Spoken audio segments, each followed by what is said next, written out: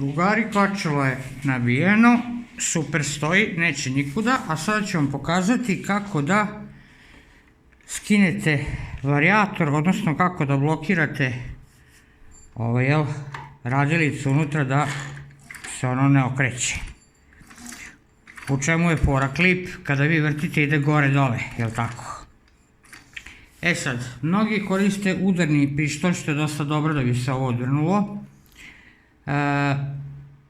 Neki koriste onaj ključ za skidanje filtera ulja na kolima da blokiraju ceo varijator.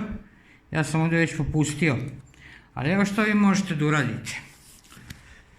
Izvrnete svećicu i tu gde ona dođe gurnete neki deblji i jači šrafciger.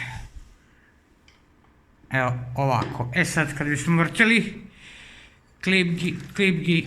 klip bi izgurao šrafciger kao što je to upravo radio.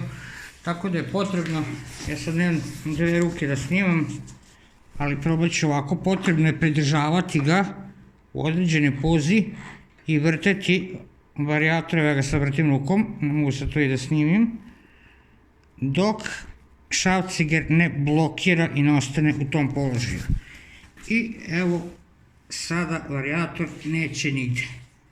Znači, šrafciger drži klip. I sada vi možete ovu maticu da odvrćete, odnosno zavrćete.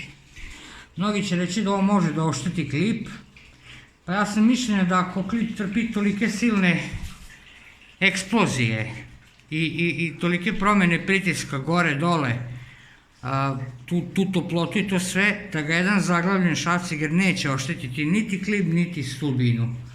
Znači jednostavno, samo je bitno da je deblji, da se ne ureže ni u klip, ni u cilindar. Blokirate lepo njegov hod i onda možete da odvrćete bez problema i radite već šta radite.